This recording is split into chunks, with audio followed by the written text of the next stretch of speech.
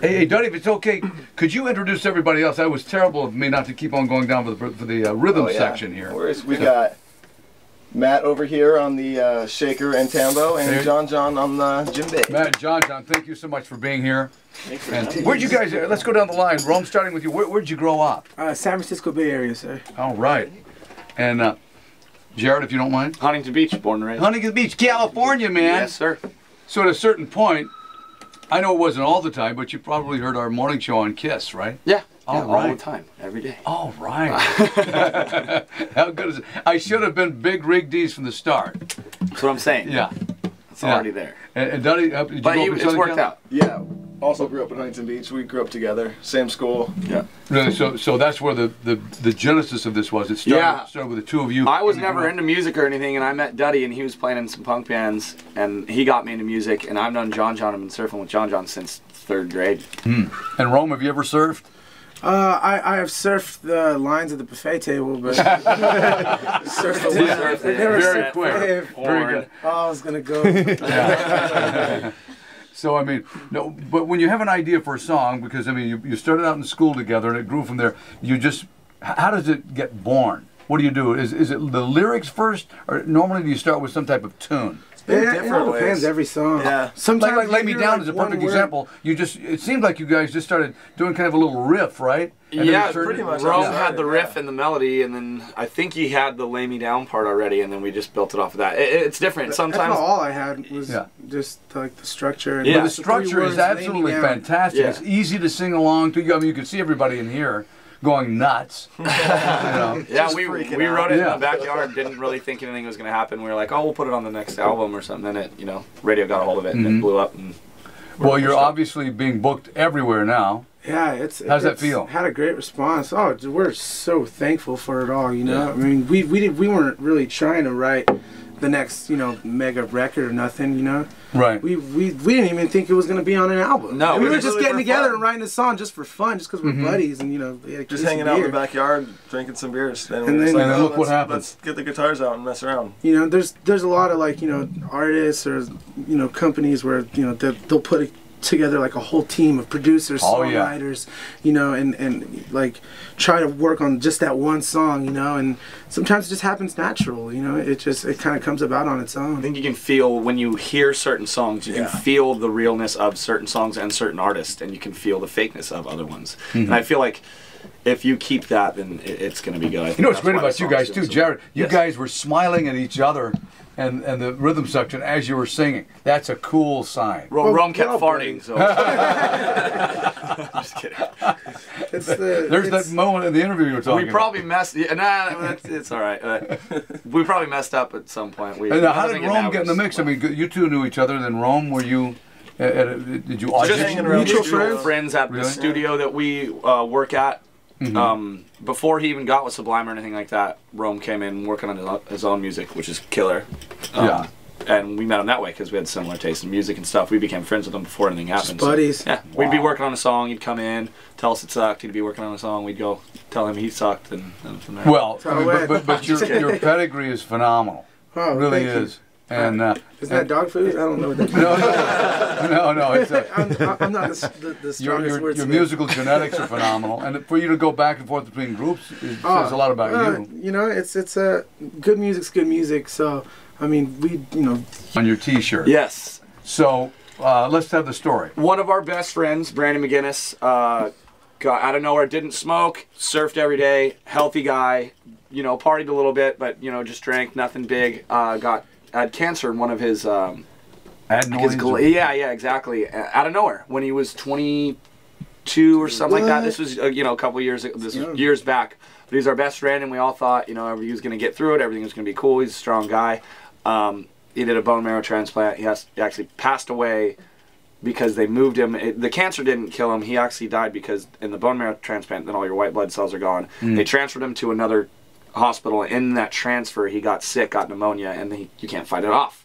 So he passed away, but before he passed away, he started a company called Fuck Cancer, and it was aimed towards kids that surfed, skated, motocross, any kind of, you know, the extreme sports, because there was nobody supporting that. It was, you know, Lance Armstrong and these very adult, very straightforward cancer foundations, and he wanted something more for the surfer skater kids, because, you know, cancer can hit anybody.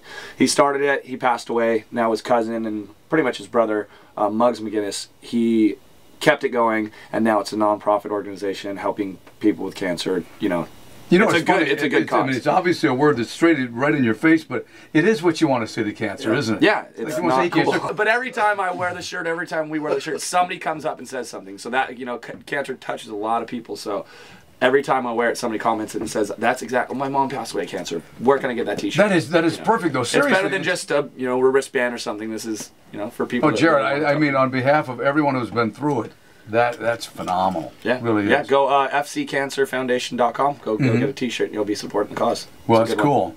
You hop on like any of our tour buses, the Dirty Heads tour bus too. It's like the guys listen to everything, you know, all kinds of music, and you know that's what I think makes this band stand out, you know, from other bands. Just the fact that they're all so versatile and just, you know, taste. And I'm similar in that aspect, so we can always just vibe along. And as you were saying, like, you know, why we're smiling too, you know, because we're all buddies, you know. It's not like a band where everyone feels, you know, like they have a certain sense of entitlement. You know, all the guys are homies. They all hang now, out. Now, how close are you? Does anybody have another one of the band members' names tattooed on him? I have their initials. I knew you did. We got drunk in Denver, and our friend owns a tattoo shop. I let them tattoo their initials on me, and John put a heart above the J on the face. And I didn't know, and he didn't have his glasses on. And he didn't have his, I look back, and the blindest dude in the world has his glasses off, a Bloody Mary in his hand, and a tattoo machine. He's tattooing me. I'm like, this is not going to be good. Yeah. Your life flashed before you, right? Yeah, it's good. It's a funny, it's a... No, where is the tattoo? It's right on my ribs. Yeah, let's have a little... See the heart? Oh, yeah, the three little things. Oh, see, that's nice. Dustin's Jewish, so I made him do it in Hebrew. Mine in Hebrew. That's and then Padilla, our merch guy, he's a Mexican dude, so I made him do it in Old English. And then John just did whatever. That's great. I know what he is. Well, it's a real message, you know. It's good. You're gonna be friends for life. Friends for life. Yep. And Jared, I would imagine, you know.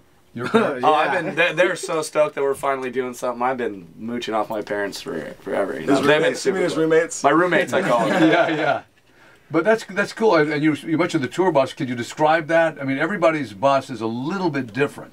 Well, last one, we keep it pretty clean because you got to live there, you know. If we're gonna go party and ruin somebody's bus, we'll go on Rome's or the Sublime guys' bus. I've stowed away on their buses for a couple times, but it's just normal Xbox in the front. I've seen the Sublime bus. That thing is unbelievable. I mean, a lot of touring has gone on there. Yeah. In and out of the bus. I mean, I heard it has hot and cold running women. Oh, hey. A lot of cold. More along the lukewarm. Scared. You're all single?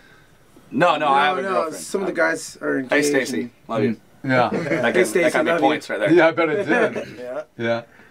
Daddy, how about you? I'm engaged, actually. All right. Yes. His name is Mark. We're all happy. Well, he must have been excited about Prop 8, right? Over, so I'm so excited. I'm sure you're stoked. I got you. Now from here, let's just have a brief rundown. You're here. We're here in Hollywood today, but we move on from here. Where do you branch out and travel for the rest of the summer? We are going to Canada, and we're going back to the East Coast and Midwest. You know who loves you guys? The entire city of Toronto. Really? Yeah, I get so much email about you guys from Toronto, which, by the way, this time of the year, if you go to Canada, awesome. Yeah, we've been one time, and the city's beautiful. We played there on Warped Tour, and the show wasn't that good, so hopefully people know about it now. But we played 2 dates in Toronto, I think, so it's going to be good. But you'll agree that you can get better and better and better. I listened to a tape of me, believe it or not, from back in 1980, and it was awful. Yeah, seriously, it was awful. It just takes time and everything. And the way you guys and your personalities glue together, I mean, just the back and forth between like Jared and Rome and Duddy and the entire rhythm section. And we bust chops. Yeah, you do. So you got to keep everybody in line. Hey, no one's safe in the bus. What was the breakthrough though, as far as you've been writing, you've been doing everything you can. Who said that's a hit? we're gonna make that song. Is there one person in the record company or something? Kevin Weatherly. K-Rock, actually, another radio station. I don't know. Oh no, but I love K-Rock. Yeah, K-Rock got a hold of it. Our manager took him some songs because he was looking for a summer song, and he heard "Lay Me Down," and he said, "I'm gonna put this out right now on the radio." Mm-hmm. And so Kevin and K-Rock really believed in us and got it out there. And right after K-Rock added it, caught like wildfire, and now it was #1 for 11 weeks on alternative. And of course, now it's heading toward #1 right here, pop on the weekly top 40. So stoked. Is it? And you know, being pop and alternative #1, you wouldn't turn that down in a million years. I just want to try and get our music to as many people. Pop is short for the word popular. That's what we want to do. Yeah. Well, that's what you are. You guys are phenomenal. Love the glasses too. Where'd you get those? Electric sunglasses. You're letting us plug so much. So good. It's a pleasure. It's great. Listen, no problem. Dirty Heads. You notice the first question wasn't how did you come up with the name Dirty Heads, but your heads aren't dirty. I know that. No, it was like we don't really know. There's a couple stories that float around, but somebody called us that when we were younger. We're 15. We're little grums. Our older brothers knew each other. That's how we met. So we were always tagging along, trying to steal their beer, trying to drink their beer, all this stuff. They called us Dirty Heads. Somebody called us Dirty Heads. We put it in a song before we were even a band and a name. We were just kind of writing music, and then we would play shows with this older brothers band, and that lyric was very strong in that, so people started calling us that. And then when we were like, hey, we can do this, let's start the band, what are we going to call ourselves? So we're like, well, we'll just stick with Dirty Heads. I would have thought the name had already been taken, and it wasn't taken, was it? No. Whoa! It has nothing to do with oral sex, which would be funnier. I should come up with a cool story about that, but it has nothing to do with our shampoo. So those shampoo jokes are so old. It's funny. It's funny though. Heads back in the '60s and '70s were the potheads. There you go. Perfect. So there. Hey guys, congratulations, Dirty Heads. Give it up for them. All right. They're on the way to #1.